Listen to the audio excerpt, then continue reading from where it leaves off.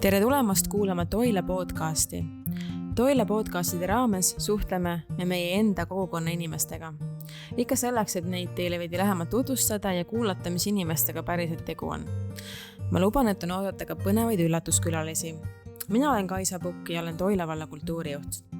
Ma olen kindel, et selline vanakooli stiilis raadiosaade on väga hea viis erinevaid inimesi teile lähemalt tutvustada.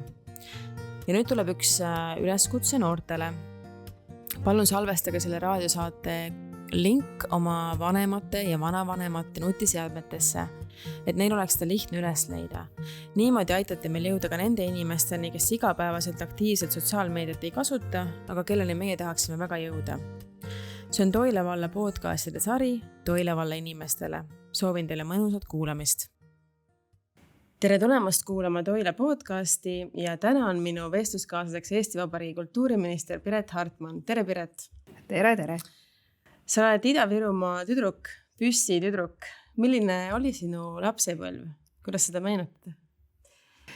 Jaa, ma olen tõesti pärit Püssist ja minu lapsepõlv oli väga-väga ilus, et nüüd täiskasvanuna kuulates erinevaid lugusid ja kuidas inimesed seda aega mäletavad, minu lapsepõlve aega, siis mulle vahel küll tundub, et me oleme elanud erinevates kohtades, et mina seda aega üldse nii keerulisena Ida-Virumaal ei mäleta.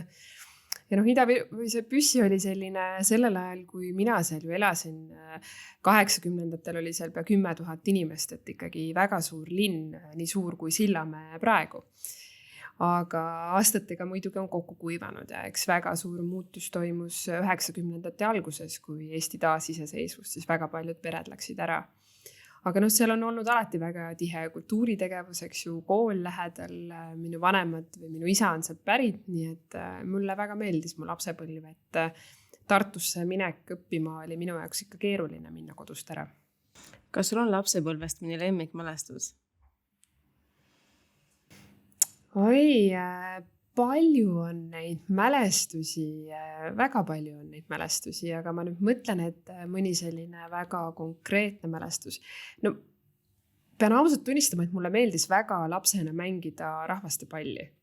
Ja kui küsida, et milline sinu elu välja nägi, siis mulle kohe kirgastub see, kuidas me noortega mängisime rahvastepalli ja väga tihti juhtus muidugi see, et me mängisime ka venekeelsete noortega rahvastepalli ja tihti olime vastas meeskondades, nii et...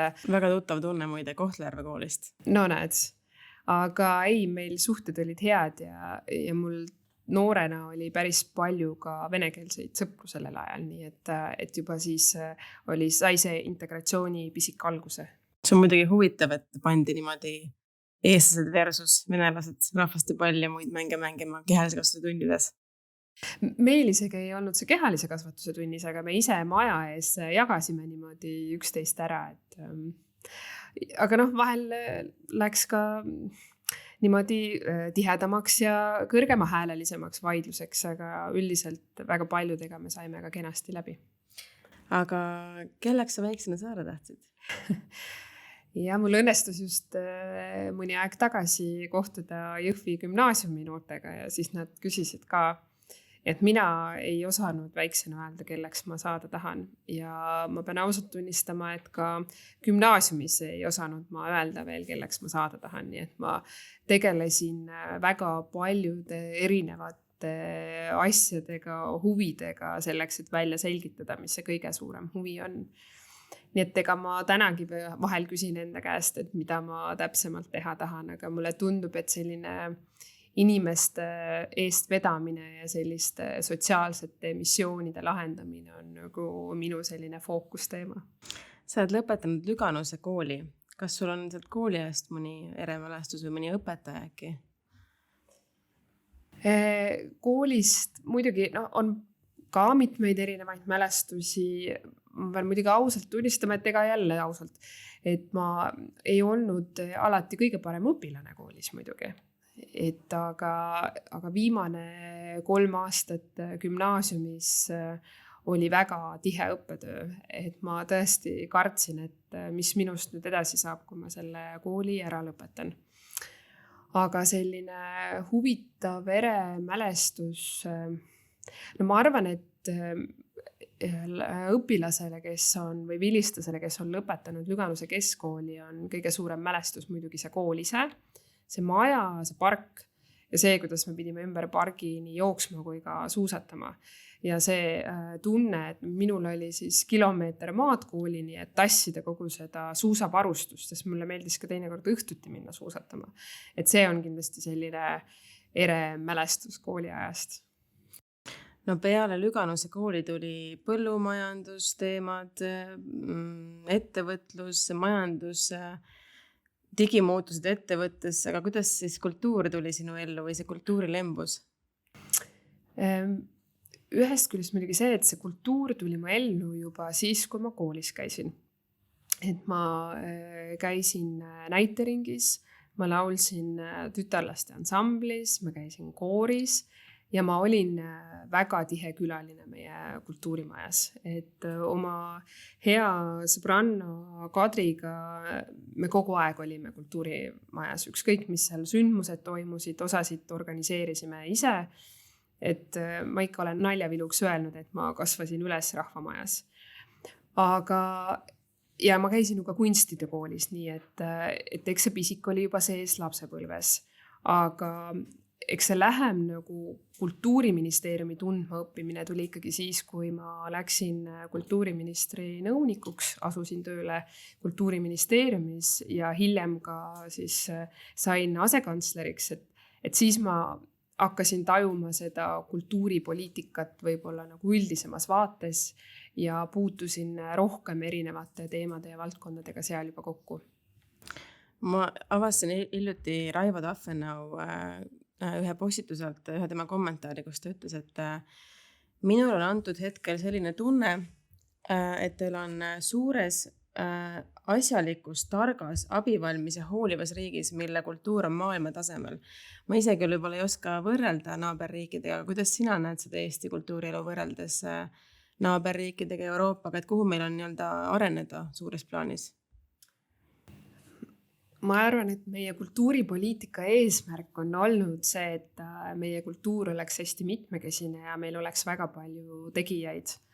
Ja ma ausalt tunnistan täna, et meil on tõesti väga palju häid tegijaid ja ka see kultuuri tegemise kvaliteet ja tulemuslikkus on kasvanud ajas. Need tegijad on saanud professionaalsemaks ja ma arvan, et me võime öelda küll, et Eesti kultuur on väga rikas ja tunnustamist vääriv on nende inimeste töö, kes selles valdkonnas tegutsevad.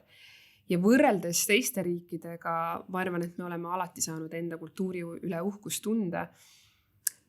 Ma üldiselt arvangi seda, et eks meie riik ongi sellepärast Eesti riik, et meil on Eesti kultuur. Ja ma arvan, et me ei oleks suutnud kunagi nii tugevad oma riigiga olla, kui meil ei oleks nii tugevat kultuuripoliitikat olnud. Nii et üha rohkem käies ringi, kohtudes inimestega, nähes neid sündmusi, mis kultuurimaastikul toimuvad, siis ma saan küll väga suurt uhkust tunda ja väga suur au on sellise valdkonna eestvedaja olla valitsuse tasandil. Aga kuidas Ida-Virumaa kultuuri areng on tundnud viimastel, ma ei tea, 10 aasta jooksul näiteks sulle?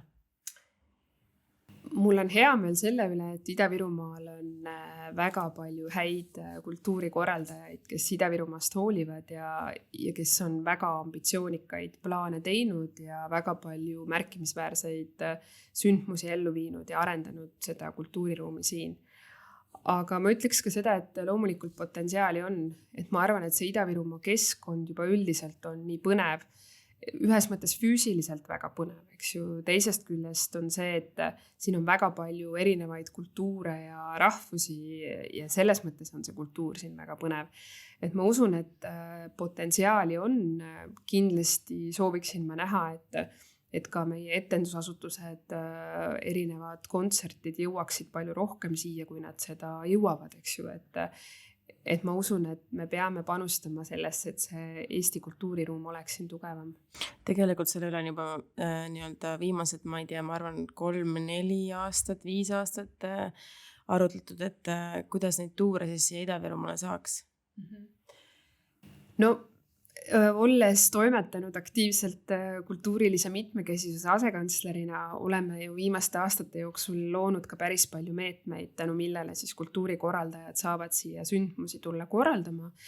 Ja mul on tunne, et nad on tekitanud ka väga palju huvi Ida-Virumaa vastu, et võib-olla ei näe ma seda nii objektiivselt, aga need viimased aastad, ma ei tea, algas Kremli ööbikutega, eks ju, et kus tänu kultuurile on inimesed avastanud enda jaoks Ida-Virumaa, et minu meelest me oleme kuskil tammi tagant saanud nagu asjad käima. Ja kindlasti see õiglase ülemineku fondi meetmete avamine, nii-öelda ka ettevõtluse toetamine ja nüüd ka teisest küljest Kultuuriministeeriumi ja ka Rahandusministeeriumi poolt erinevate meetmete loomine kultuuri toetamiseks. Et ma arvan, et see üheskoos käivitab selle Ida-Virumaa. Ma arvan, et siin on oluline ka see, et kohalik omavalitsus paneks nii-öelda sellele tuurile õla alla, et ta jääks nii-öelda Ida-Virumaalt eemale. Jah, ma olen sellega nõus, et kui me tahame koha peal midagi käivitada, siis ei saa olla see nii, et kuskilt tulevad ametnikud või korraldajad siia asju tegema. See ei ole jätkusuutlik ettevõtmine, et ka meie meetmete puhul on hästi oluline see, et kohapealsed inimesed oleksid kaasatud, eks ju, et me peame ikkagi seda kultuurikorraldajad siin koha peal kaasama ja ka motiveerima uusi inimesi sellesse tulema. Me tulime nüüd siia integratsiooni teemasse korraks, et ma küsiksin, et kuidas sulle tundub, et kuidas Ida-Virumaal on päriselt integratsiooniga lood, et kuidas muuta võib-olla seda pilti veelgi, et vene emakeelega inimesel ongi siin võimalus elada niimoodi, et ta ei oskagi eesti keelt, ta polegi seda vaja? No esmalt tundub mulle see, et pilt on väga palju muutunud võrreldes sellega, milline olukord on praegu ja milline see oli aastakümneid tagasi, kui hakati integratsioonipoliitikast üldse või lõimumispoliitikat. Nüüd me ei kasuta sõna integratsioon lõimumispoliitikast rääkima. Et see olukord on ikkagi drastiliselt muutunud. Aga eks siin on palju agasid selle juures ka ja eks need sündmused, mis toimusid Narva punamonumentidega näitavad, et ega päris nii ei ole, et see supp kõik on siin maha jahtunud, et meil on jätkuvalt väljakutseid, mida me peame lahendama ja me peame väga ausalt nendest asjadest rääkima.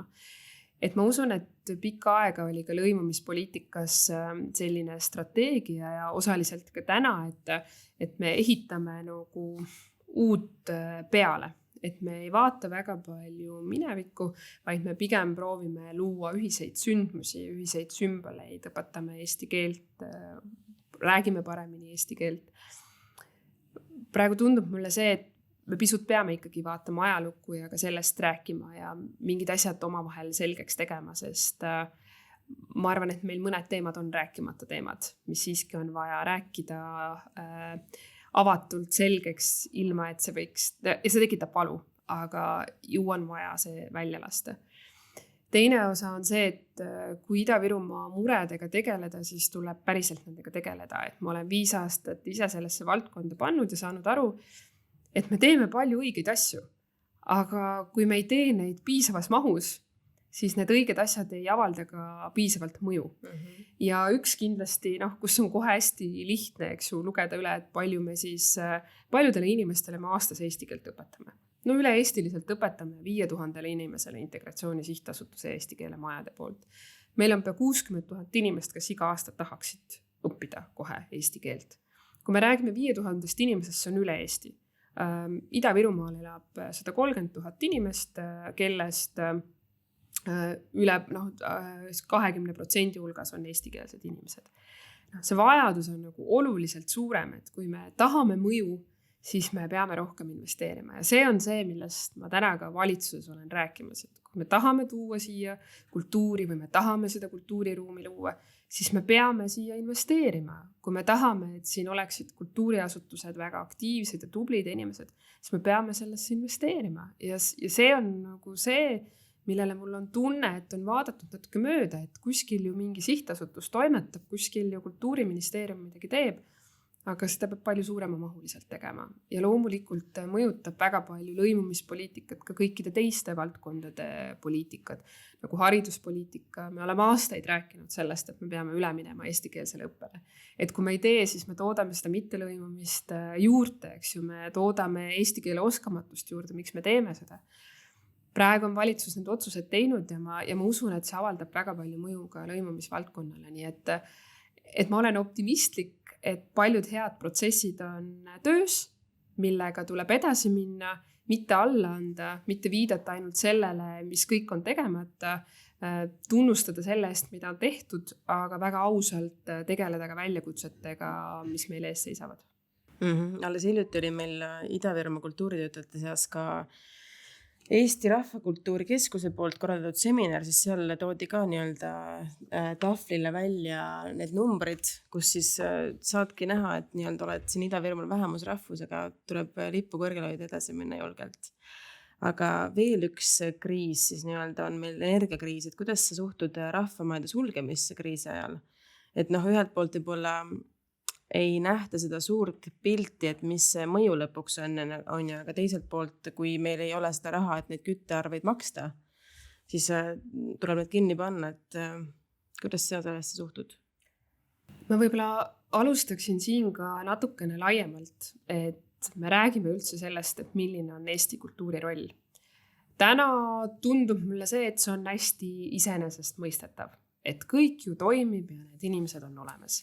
Ja kultuuris olenemata sellest, et ta on meie riigi alustala, nähakse pigem kulu. Inimestel on jälle vaja, anname raha. Aga väga vähe räägitakse sellest, milline on kultuuri mõju. Ja vähem räägitakse sellest, milline on kultuuri kui loomemajandussektori mõju. Et minu tunne ja missioon on kindlasti see, et rääkida üldisemalt kultuuri kasulikkusest, kultuuri positiivsest mõjust. Ja nüüd me jõuame selle kohaliku omavalitsuseni, kes samamoodi kohtudes erinevates piirkondades, kohalike omavalitsuste mured on väga suured. Kulud on kallid ja kultuur on alati see, mis esimesena hakatakse kärpima, sest taaskord tundub, et see on ju kulu. Aga me peame pöörama selle protsessi teistpidi. Kui meil ei ole kultuuri, siis meil ei ole seda kohalikku mootorit, miks inimesed tahavad jääda. Et ma arvan, et see kultuur on see, milles me ei tohiks alla anda, küll aga me peaks nägema rohkem võimalusi selles, et kuidas läbi kultuuri arendada ettevõtlust, luua ja liita kogukonda. Et ma olen võtnud missiooniks, et me kohalike omavalitsustega hakkame rohkem seda tööd tegema ja selgitama. Et ma ei taha kuidagi maha salata, et lõpuks on sul arved laua peal ja sa pead tegema otsuseid. Aga ma ei ole kindel, et pikas perspektiivis kultuuri sulgemine on see, mis kohalik omavalitsust aitab. Ma arvan, et see mõju on vastupidine. Jah, eks on ju aja jooksul muutunud see kultuuri tarbimine ja võib-olla ka majade areng ei ole igal pool järgi jõudnud sellele, kuidas aeg on edasi liikunud. Ja minu jaoks on hoopis küsimus see, et kui me räägime kokkuhoiust, siis ürituste mahud on ju ka vähenenud. Et võib-olla on sul 100 inimese asemel teed 30 inimesega üritus ja kas sulle tundub, et kuskil on nagu mingi piir, et võt see on nüüd nagu vähe ja see on nagu palju. Kas on mingisugune mõõdik ürituse mõttes, et mis on nagu piisav ja mis ei ole piisav? Vahel on ka kasu, kui sa suudad ühe inimese elu mõjutada. Et meid on Eestis niivõrd vähe, et me peaksime igat üht hoidma kas kultuuri või mõne muuga, et mõne koha jaoks on 30 inimest väga palju ja teinekord on see, et kui sul on ühe korra 30 inimest, siis järgmisel korral on võib-olla 50 või 100 inimest. Et siin on väga raske öelda, et millised need piirid peaksid olema. Ja eks ma olen ka mõelnud selle peale, et kuidas me kultuuri rahastame, et mis see siis tulevik on, kui täna ennast tunnevad inimesed halvasti, et nad ei ole piisavalt tasustatud, et kas me peaksime siis selle kultuuri kokku tõmbama. Aga ma arvan, et vastus on hoopis selles, et kuidas me saaksime siia ressurssi rohkem juurde tuua. Et mul seisab endal ka järgmise nädala lõpus kohtumine Rahvamajade Ühinguga, kes on olnud mulle väga hea partner läbi aastate. Et üheskoos siis mõelda, mida me peaksime tegema. aga ma arvan, et esimene samm, mida valitsus peab tegema, on see, et kui me oleme tulnud vastu inimestele ja väikeettevõtjatele, et energiakriisis me peame tulema vastu ka kohalikele omavalitsustele. Et inimesed või kohalikud omavalitsused täna kõik palgad kasvavad ja nii edasi, et KOV-id võtavad laene, et üldse nii-öelda selle palgarallis kaasas käia, et ma arvan, et me nende kulude kompenseerimise osas peame tulema täna oma omavalitsustele appi. Raamatukogud on ka selline teema, mis on olnud luubi all, et kuidas sa näed, et täna peaks olema üks selline raamatukogu roll, et on ju räägitud, et pigem kasvada nii-öelda kogukonna keskuseks on ju. Sul on hea Hiiumaa näide, ma ei ole seal ise käinud. No raamatukogud on üldse minu suur lemmik, sellepärast, et esiteks raamatukogusid on tõesti üle Eesti väga palju ja ta on selline riigi hea esinduspaik, eks ju ka, või selline koht, kus saavad inimesed kokku. Et ma arvan, et iga kogukond peab oma selle raamatukogu rolli ise leidma ja sisustama, et Hiiumaa näide on tõesti hea selle koha pealt, et sa võid iga kell minna raamatukokku, istuda, teha tööd, võtta raamat või anda raamat ära, et see on tõesti 24 tundi või vähemalt õhtustel aegadel väga hilja lahti, kui tavapäraselt pannakse raamatukogu kinni, kui sa just töölt tuled, et seal on võimalik siis ID-kaardiga sisse saada. No, Ida-Virumaa maakonnast on minu jaoks hästi inspireeriv Sillamäe raamatukogu, kes pakub väga palju selliseid huvitavaid teemaõhtuid, lastele erinevat programmi ja lastele on sul tõesti, ma üks päev käisin, siis ka päeval lapsed tulevad sinna, loevad ja nii-öelda tegelevad. Aga lõppkokkuvõttes peab iga kogukond ise otsustama, et milline see raamatukogu võiks olla. Meie ülesanne Kultuuriministeeriumiga on seda rolli laiendada ja luua selleks ka nii-öelda seadusandlikud võimalused ühest küljest ja teisest küljest rakendame me ka järgmisel aastal innovatsioonimeetme, mis siis võimaldab raamatukogudel taotleda raha, et oleks ka siis tehnilised võimalused seda kõike teha, et kas siis luua võimalus 24 tundi minna raamatukokku või näiteks kaugtöö tegemise võimalused, et järgmisest aastast see meede avaneb riigi poolt siis 500 000 ja kohalike omavalitsuste poolt peaks tulema siis teine pool panusest ja me võtame eesmärgid, et see ei ole mitte ainult järgmisel aastal, vaid ka ülejärgmisel aastal, sest raamatukogusid on pea 800, eks ju. Nii et kõik ei saa ühe päevaga või ühe aastaga ära lahendada. Ja kõik teenused digimuutuvad, mul meeles sa ütlesid, et raamatute laenutamine peab jääma kuskil artiklis. Jaa, selles mõttes, et raamatukogud ikkagi on raamatute kohad ka. Ja eesmärk on see, et me läbi raamatukogude arendame ka kirjandust ja lugemust ja eesti kirjandust. Et on ju inimesi ja väga palju inimesi, kes lähevad sinna ka raamatuid laenutama. Aga kindlasti võiksid seal saada kokku veel ka teistsugused tegevused ja inimesed, kes võib-olla kõigepealt ei tule raamatut laenutama, lähevad võtma oma postipakki, aga seejuures mõtlevad, kui ma juba siin olen, võtan siis raamatu ka, eks ju, et jah. Mina ise jälgin su Instagrami ja ma näen, et sa liigud väga palju ringi päevas mitmed kohad hommikust õhtuni. Kuidas sulle suures plaanis tundub, et mis on täna Eesti kultuurielu mured ja rõõmud, et mis võib-olla sind teeb kurvaks ja mis teeb nagu õnnelikuks? Millele sa rõõmustad? No ma rõõmustan selle üle, et Eesti kultuur on väga sügav ja sisukas ja mitmekesine. Et meil on väga palju häid tegijaid. No murekoht on lihtsalt see, et need tegijad ei ole piisavalt väärtustatud. Või vähemalt selline tunne mul on ja väga palju kohtumisi on ikkagi sellised, kus asjad jäävad ressursside taha, et eks see mind kurvastab või teeb murelikuks, et kuidas siis kultuuris oleks piisavalt ressurssi, et inimesed oleksid õnnelikud ja unistused saaks teoks. Mina kultuuritöötana ütleks, et pigem teed rohkem seda nagu tunde pärast. Ma arvan, et väga paljud teevadki või need inimesed, kes üldse kultuuris toimetavad, teevad seda paljuski missiooni pärast. Aga ühel hetkel on see, et kui sul on kohustused üleval, siis tuleb see pragmaatiline elu sinna sisse ja me peame sellega arvestama, et inimesed väsivad ühel hetkel ka ära, et igaüks vajab tunnustust, nii rahalist kui ka muud tänu, eks ju, et me ei saa seda kuidagi kindlasti alahinnata, et see on inimlik. Kultuuriminister juhib ka Kultuurkapitali nõukogu, et ma tahaks siinkohal kasutada võimalust tänada Ida-Viru ekspertgruppi, et me Toila vallal on tõesti väga hea koostöö nendega, et kiire alati ja väga suur toetus on neilt meile aastaringselt, nii et suur kummardus Toila poolt. Aga kui rääkida veel rahastusest ja meetmetest, et kas siin on mingid kindlad meetmed, mida sa näeksid, et on Ida-Virumaalt puudu? Millele võiks mõelda?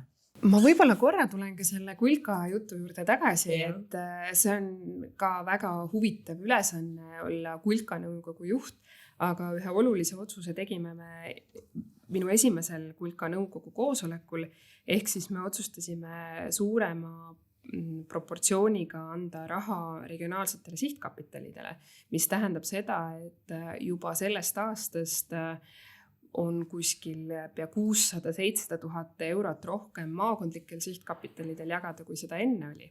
Nii et selle olulise muudatuse me tegime ja ma loodan, et tänu sellele sünnib ka rohkem piirkondades toimuvaid kultuurisündmusi. Nii, järgmine tähtega on 20. november. Aha, no võt selge. Et ma loodan, et siis juba on näha, et selles voorus on rohkem ressurssi olemas. Nii, aga ma juba unustasin ära, mis sa mult teisena küsisid. Mina unustasin ka ära, et meetmed, et kas, mis sa näed, et võiks olla veel Ida-Virumaal puudu endast meerdest. Üks asi, ma tean, millest on räägitud, on kogukonnamajad. Jaa, no Ida-Virumaale võiks tulla väga palju erinevaid meetmeid. Ma ei ole selles mõttes väga kõva lubaja. Pigem on see, et kui mul idee tekib, siis ma olen väga kannatamatu seda ellu. Ole unistaja korraks. Ja, aga üks asi, mis me päriselt ka ära teeme ja mida ma nägin sellel suvel ja ka sügisel eestvedajatega rääkides, on see sama kultuuri- ja spordiprogrammide meede. Meil on hästi palju projektipõhiseid asju ja inimesed muudkui teevad taotlusi ja siis teevad aruandeid ja nad ei saa päriselt seda asja teha, mida nad tahavad teha. Et järgmisest aastast me rakendame Ida-Virumaal selle 1 miljon kultuuri- ja spordi fondi. Aga kui ma saaksin unistada, siis ma kindlasti annaksin oluliselt rohkem ressursse olemasolevatele kultuuriasutustele, et nad saaksid oma tegevusi ja eesmärke ellu viia. Et siin on väga kihvtid asutused juba loodud, aga mul on tunne, et neil ei ole piisavalt ressursse, et suurelt nagu unistada ja asju teha. Et sellesse ma suunaksin kindlasti rohkem raha, mida ma veel teeksin. No praegu on minu unistus seotud sellega, et Ida-Virumaal võiks tulla oma teatritrupp ja me järgmisel aastal tahame siin seemne mulda panna, et see tekiks. Et ma arvan, et võib-olla sellest seemnest võiks jääb liiga puudu, et siin võiks olla ka rohkem ressurssi, kui nagu suuremalt mõelda. Oi, mida ma kõik veel teeksin? Minu mõte oleks kohe teatrikool. Jah, küsimus on, et kui palju on Eestis teatrikoole vaja? Et pigem tahaks luua selle, et need, kes teatrikoolis õpivad, tunneksid, et Ida-Virumaa on inspireeriv keskkond, kuhu tulla teatrit tegema. Aga huvitav on muidugi see, et mulle tundub, et väga paljud unistused on hakanud ka teoks saama. Ma arvan, et see Euroopa kultuuripealinn võiks ühel hetkel siia tulla.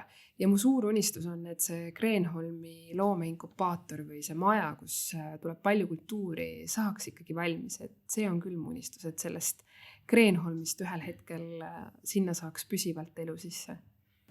Aga mina tulen korraks oma mure juurde tagasi ikkagi kogukonnamajad, et Ida-Virumaal on ju ikkagi suur mure see, et meie rahvamajad on väga ajale jalgu jäänud just kulude mõttes, et Toilast võib tuua ühe sellise näite, kus ühe kuu ülalpidamiskulu on suurem kui terve selle aastane kultuurieelarve. Et kuidas seda lahendada, sest et majad on tõesti nii vanad, et mõned, et seal võib-olla enam ei annagi midagi renoveerida. Meil, ma ei tea, kui palju see nüüd erinevate meie rahvamajade kohta käiks siin Ida-Virumaal, aga me tegime valitsuses selle kokkuleppe, et alates järgmisest aastast kultuuriväärtuslike objektide energiatõhusamaks muutmiseks on 8 miljonit eurot järgmisel 3 aastal, ehk siis igal aastal 8 miljonit. Kui mõelda kogu Eesti peale, siis see väga suur ressurss ei ole, aga siiamaani oli see 0. Et võib-olla see natukene aitaks meie rahvamajasid ka järgi, sest osad on ikkagi väga kultuuriväärtuslikud objektid. Aga väga keeruline on luua täiendavaid meetmeid, pigem peab mõtlema selle peale, et kuidas kohalikul omavalitsusel oleks piisavalt ressursse, et ka need rahvamajad teha korda ja hoida neid hästi korras. Et ma ei arva, et riik peab igal pool ise sekkuma. Pigem on see, et meil tuleb tõsta võib-olla kohalike omavalitsuste tulubaasi selleks, et nad saaksid oma ülesandeid paremini ellu viia. Ja just täna toimus ka kohalike omavalitsustega kohtumine, mille eesmärgiks oli rääkida siis keskkonnatasude suuremast jõudmisest tagasi maakonda, et Ida-Virumaal väga palju raha läheb välja ja väga väike osa nendest keskkonnatasudest jõuab Ida-Virumaale tagasi. Et just ka kohalikud omavalitsused leidsid, et see on väga ebaõiglane, mis toimub ja keskkonnaministriga tuli see kokkulepe, et see ettepanek esitatakse, et see muudatus teha. Et ma arvan, et läbi selle ressursi võiks jõuda oluliselt rohkem raha Ida-Virumaa elukeskkonna arendamiseks ja võib-olla ka rahvamajade arendamiseks. Ma guugeldasin neil natukene sind ja mul jäid silma mõned artiklite pealkirjad. Võtame need korraks luubi alla, et mõned nendest, et mõnda me juba puudutasime siin eespool. Näiteks see, et kultuur on iseenesest mõistetav. Aga oli ka siuke pealkiri, et kodukohas olid inimesed uhked, et valitsusse tuleb pauk püssist. Et oled lubanud, et tood Ida-Virumaa teemad rohkem fookusesse. Võib-olla veel kord, et mis on need võib-olla 3 kõige kriitilisemat asja, mis sa kuidagi esile tooksid? Ida-Virumaa puhul just. Ida-Virumaa puhul, ma arvan, et üks kõige olulisem, mida ma olen tõesti valitsuses mitmel korral juba rääkinud, on see sama sidususe küsimus. Et kuidas me suudame sealhulgas Ida-Virumaal hoida selle ühiskonna koos, on ju. Et ma tegelen Ida-Virumaaga mitte sellepärast, et teised piirkonnad ei ole olulised, vaid sellepärast, et ma tunnen muret, et kui me kaotame Ida-Virumaa, siis me kaotame kogu Eesti ja siis jõuab see probleem ka Euroopasse.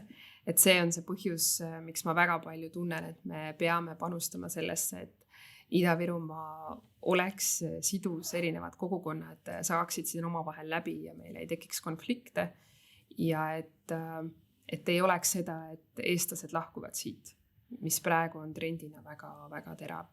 Et see on olnud see, mille ma olen Ida-Virumaa muredest tõstatanud ja ma olen päris ausalt ka rääkinud nendest teemadest, kui me kehtestame ka erinevaid sanktsioone, et milline on ka nende mõju Ida-Virumaale.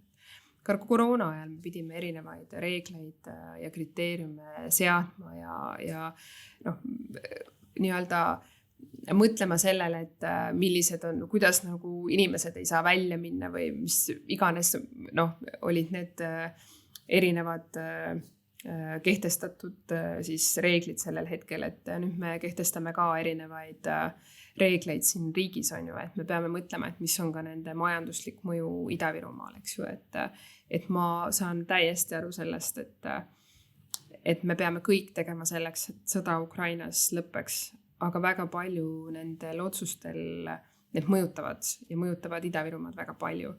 Et me peame mõtlema, kas me peame ka tulema siis appi inimestele, kes peavad neid muudatusi ellu viima. Üks pealkiri oli veel, et kui me lapsi kultuuri juurde ei too, siis meie kultuur kaotab elujõu. Et ka see teema tuli meil seal samas rahvakultuuri seminaril üles, et kuidas tekitada siis suuremat ja rohkem sidet koolide, lasteaedade ja rahvamajade vahel, et kuidas neid rohkem tuua sinna kokku nii-öelda ja see tundub ka siuke väga aktuaalne teema üle Ida-Virumaa. No siin on see, et mis puudutab üldse huviharidust ja huvitegevust, siis see on mul suur südame teema, et ma olen ise olnud lapsena väga aktiivne sellest osavõtja ja ma usun alati, et kui sul on hobi või tegevus kooli kõrval, kui sa saad ennast teostada, siis sa oled inimesena ka elus ja tulevikus oluliselt tugevam. Aga meie jaoks on hästi oluline esmalt rakendada seesama kultuuriranits, mis sellel aastal käivitus. Kui me tegime esimesed kokkuvõtted sellest, kuidas meil läinud on, siis me saime aru, et seal praegusel hetkel on ressurssi liiga vähe. Aga räägi korraks sellest kultuuriranitsast. Ja selle mõte on siis see, et iga lapse kohta, kes käib põhikoolis, tekib fond, mida siis õpetaja saab kasutada selleks, et laps viia kas muuseumisse, teatrisse, kinno, kontsertile. Ja üle-eestiliselt on see keskmine iga lapse kohta 7 eurot, aga nendes piirkondades, mis on siis kaugemal suurlinnadest, on see raha natukene suurem ja linnas on siis see pisut väiksem. Aga kui te kujutate ette, et 10 eurot või 7 eurot või ka 12 eurot, et siis juba maakonna piirist väljasõitmine nõuab oluliselt rohkem raha. Et me näeme 2 suunal vaeva. Esiteks, et kõik koolid ja õpetajad teaksid, et selline võimalus on olemas ja teisest küljest, et sellesse fondi tuleks rohkem ressurssi juurde. Ja nüüd me olemegi teinud ettepaneku selles eelnõu projektis, mille valitsus esitas Riigikogule, et seal on siis 500 000 juures, et praegu on see fond 1 miljon, et seal on siis 500 000 selleks, et teha seda võimalust anda siis rohkem. Ja teine meede, mis on meil praegu väljatöötamisel, on see, et ma tahaksin Ida-Virumaa lastele luua veel täiendavad võimalused kultuurist osa saamiseks, aga nendest mõtetest me saame rääkida järgmisel korral juba pikemalt, et need on hetkel töös. Sa oled öelnud ka, et avalikus sektoris on eestvedamise defitsiit. Mulle tegelikult isiklikult tundub, et ka kultuuris on niimoodi, et väga palju on neid, kes ütlevad ideid või ütlevad, et peaks niimoodi toimima, aga tegelikult lõpuni ei tee. Et mina ise tunnen, et kultuurivaldkonnas on ka täitsa see defitsiit olemas. Kas ma siis olin see noor ja roheline ja natukene agressiivne ametnik, kui ma selle lause välja ütlesin, aga nende aastatega, kui ma olen saanud ministeeriumis töötada, ma olen inspireerunud väga palju nendest ametnikest ja ma olen hakanud väga tunnustama neid inimesi, eriti siis, kui meil olid koroona-aastad. Eesti ametnikkond kindlasti on neid, kes võib-olla ei kasuta seda võimalust ära, et nad saavad riigi jaoks töötada. Aga see, millise tempo ja millise tahte ja motivatsiooniga toimetasid meie ametnikud siis, kui oli koroonaaeg või täna, kui meil käib Euroopas sõda, et see on nimetlusväärne, et ma tõesti tahan siin kohal kõiki tunnustada, kes on panustanud ja loomulikult ei olnud need ametnikud, see oli kogu ühiskond, kes on tulnud nagu appi ja mõelnud kastist välja ja panustanud rohkem, kui võib-olla oleks pidanud neilt ootama. Aga vahel ma tõesti tunnen, et meil võiks ametnikena olla rohkem julgust. Loomulikult meil ei ole väga lubatud eksimine, sest sellele pööratakse kohe tähelepanu ja ma arvan ka, et kui teha uusi asju, siis võikski alustada neid väikselt, et kui sa eksid, siis ei eksi nii suurelt, aga me peame olema julged ja alati mõtlema selle peale, et meil on nii palju võimalusi. Ma asekantslerina läksin tõesti iga päev tööle ja mõtlesin, et see võib olla mu viimane, et anna nagu endast maksimum. Ja ma tõesti näen seda, et meil on võimalik palju asju muuta, aga vahel ma tunnen seda nagu ebakindlust võib-olla ametnikes, et nad võiksid oluliselt julgemalt selle kompetentsi peal tegutseda, toimetada, olla üle nendest silotornidest, aga eks ma ka ise panustasin palju sellesse, et seda silotornide ülest koostööd nagu luua. Ida-Virumaal hea näide oli see ametnike välitööd, mis siit algasid, et kui me tõime 5 aastat tagasi siia 200 tippametnikku on ju erinevatest ministeeriumitest, lisaks kohalikud eestvedajad, et ma väga palju mõtlesin sellele, et kuidas me võiksime valdkondade üleselt rohkem koostööd teha, sest mul on tunne nii nagu ka lõimumine, paljud teised probleemid on sellised, et neid ei ole võimalik kitsalt omas valdkonnas ära lahendada. Paljud asjad on sellised, mis on komplekssed ja vajavad erinevate osapoolte koostööd ja ma loodan, et ma sellise suhtumisega kindlasti ka ministrina või ükskõik mis koha peal jätkan. Aga milline on olnud sinu viimase aja lemmikkultuurielamus? Ja äkki see oli tööväliselt? Ütleme nii, et ega kui sa oled kultuuriminister, siis ongi väga raske öelda, et mis on siis su töö ja mis ei ole sinu töö. Et ma ei ole ka kunagi teinud sellist tööd, mida ma oleks võtnud nii, et ma nüüd lähen hommikul tööle ja jube raske on ja siis millal ma sealt töölt ära saan. Et kõik mu tööd on ikkagi olnud sellised, mis on pakkunud mulle väga palju innustust ja väga palju nagu motivatsiooni ja energiat. no viimane kultuurisündmus, ma usun, et seda võib ka pidada kultuuriks, oli eilne Tallinna moenädal, kus siis tutvustati uut Eesti disaini, mis on ka osa kultuuripoliitikast.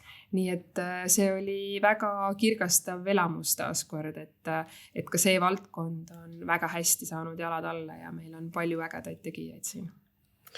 Võib-olla meid on kuulamas ka mõned noored, kes teevad ka suure plaane tulevikus, et mis võib-olla oleks su soovitus neile, et sa oled ikkagi ju Püssi tüdruk, Ida-Virumaa tüdruk, kellest sai kultuuriminister? Esimene soovitus on muidugi see või tõdemus, et kõik on võimalik, et isegi Püssist võib tulla inimene, kes saab kultuuriministriks. Teine on see, et olete sündinud kõige ägedamas maakonnas, nagu, mis on niivõrd eripalgeline ja eriline ja nii-öelda seikluste maa. Kindlasti on see, et kui te usute millessegi, siis tehke seda, millesse te usute. Et minu tugevus ei ole olnud see, et ma olen väga hea õppija või väga talendikas, vaid see, et ma olen elus proovinud erinevaid asju, olen olnud alati hästi avatud ja kui ma midagi olen enda peale võtnud, siis ma olen seda proovinud teha parimal moel, et ma ei ole lihtsalt proovinud mõelda nii, et ma teen selle ära, vaid ma proovin seda teha väga hästi. Ja ma olen austanud alati inimesi, kes mu kõrval on, isegi siis, kui me alati võib-olla samal seisukohal ei ole. Ja mõelnud alati sellest, et inimesed on toredad ja head. Mõned ei ole ka, aga ma ei ole lasknud sellel väga segada.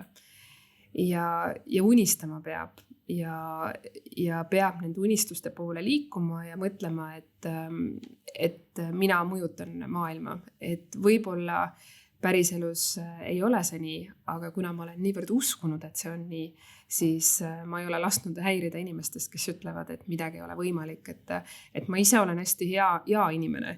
Ja kui ma näen ametkonnas inimesi, kes kogu aeg ütlevad, et kuidas ikka ei saa, siis see ajab mind marru. Et ma ütlen ja soovitan seda, et olge alati positiivsed, mis ei tähenda seda, et ei peaks mõtlema, mida teha ja kuidas teha.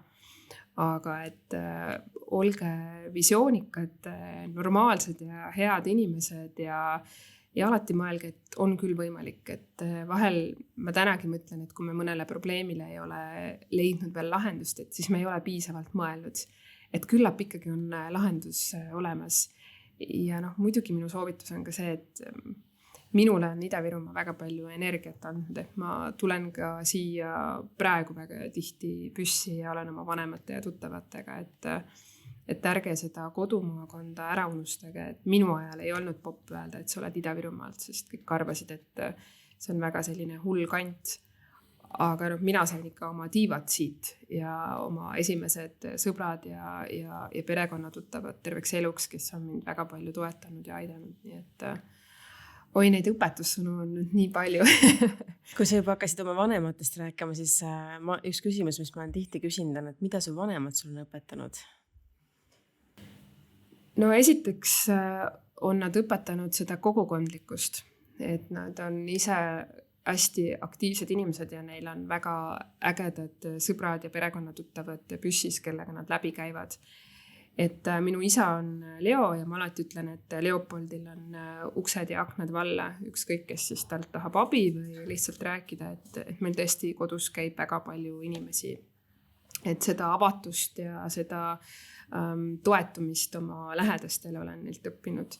Ma arvan usaldust, et nad on ka mind alati usaldanud ja olnud minuga kaasas. Ja ma olen õppinud seda ka, et see käib võib-olla selle kogukondlikkusega kokku, et nad on alati olnud hästi avatud ka nagu minu ideedele, minu sõpradele, et ma ei pidanud kunagi minema kuskile kellegi juurde, et olla oma sõpradega koos, et meie kodu oli hästi avatud ja lapsed olid alati vanemate sündmustele hästi kaasa võetud ja kaasa haaratud, et selline nagu normaalne perekondlik suhe oli võib-olla see, mille ma nagu kaasa võtan, et sa pead oma lastega tegelema. Täna on mul 2 last, et ma loodan, et ma õppisin oma vanematelt piisavalt palju, et nendest tuleksid ka head inimesed. Toila podcasti üks eesmärk on olnud ka, et näidata nii-öelda, tihti on see, et me teame inimese nime, on ju, me teame, kes ta on Toilas või Eestis või kogukonnas, aga me päriselt ei tea teda, et mis sulle meeldib vabal ajal teha, mis su hobid on, kui sul vaba aega natukenegi on? Eks ikka on ja tuleb võtta ka üks traditsioon, mis on mu elus olnud nüüd juba 17 aastat, on see, et meil toimub toiduklubi. Meil on siis selline sõprade ring, kelle juures me käime igal nädalal, oleme erinevas kodus ja siis see, kelle juures me oleme, teeb süüa ja teised võtavad siis kaasa snäkid või magustoidu või midagi sellist. 7 aastat? 17. Iga nädal? Iga nädal. Ja see toimub? Ja see toimub. Ja siis, kui meil on suvi või on talv, siis meil on ka sellised pikemad väljasõidud ja loomulikult veel sunnipäevade tähistamised ja kõik muud sinna juurde.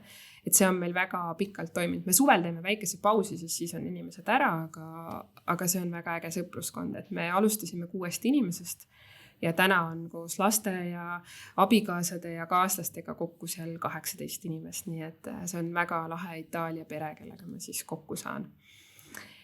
Spordi mõttes ma proovin käia jooksmas, kui see vähegi võimalik on. Viimasel ajal ma väga palju ei ole, sellepärast, et ma käisin lapsega rulatamas ja õnnestus kukkuda. Aga kohe-kohe olen taaskord juba Kalamaja tänavatel jooksmas ka.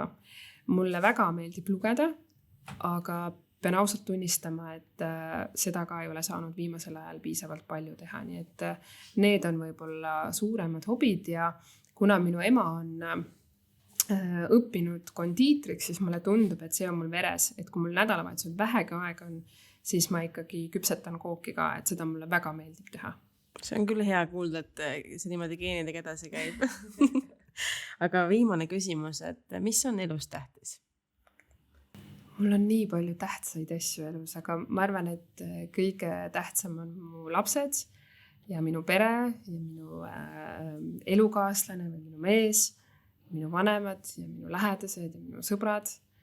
Tervis on muidugi ka tähtis, aga ma arvan, et see mu lähedased inimesed on väga tähtsad mulle, et tõesti nagu kõige rohkem, et ma olen nagu vahel, ma olen üksik laps ja vahel mulle tundub, et ma olen väga egoistlik olnud just selles osas, et kui mul on mingi ambitsioonikas plaan, siis ma lähen 100% sinna sisse ja võib-olla unustan selle muu maailma ära, aga mida vanemaks ma saan, seda rohkem ma saan aru, et see kõik on olnud võimalik sellepärast, et on väga ägedad lähedased inimesed olnud, kes esiteks on alati lasknud mul minna nendesse hulludesse plaanidesse ja kes on tõesti nagu tingimusteta nagu aidanud mind, et see on hea, et see mõistus on tulnud kohale ja ma seda täna mõistan ja proovin väärtustada ka, kuigi see ministri positsioon on selline, mis rööbib muidugi väga palju aega ja sa tahad olla väga hea, mitte lihtsalt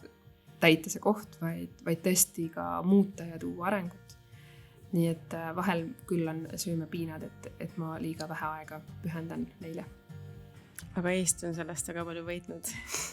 No ma väga loodan seda ja ma arvan, et Eesti on väga väärt, et meil on eesotsas inimesed, kes päriselt nendest valdkondadest huvituvad ja selle riigi arengust. Suur aitäh sulle tänase vestlusest, ma soovin sulle edu ja et saaksid alati jääda iseendaks oma töös. Aitäh! Hea kuulaja, aitäh sulle, et sa võtsid aja ja kuulasid. Me oleme tõesti väga-väga tänulikud.